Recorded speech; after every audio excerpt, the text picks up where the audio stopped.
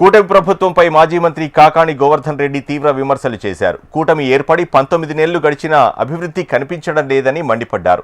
నిరుద్యోగుల సమస్యను పరిష్కరించడంలో చంద్రబాబు విఫలమయ్యారని ఆరోపించారు. రైతులకు యూరియా కష్టాలు ఇంకా కొనసాగుతున్నాయని పేర్కొన్నారు.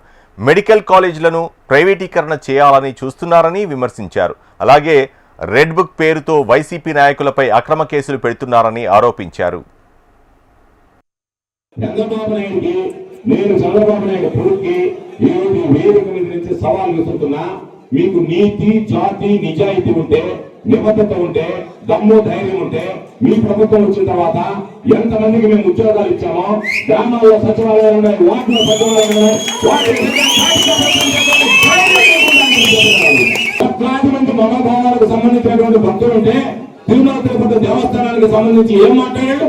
దానిలో జంతువులు కోవగలిసింది అని చెప్పి మాట్లాడాడు.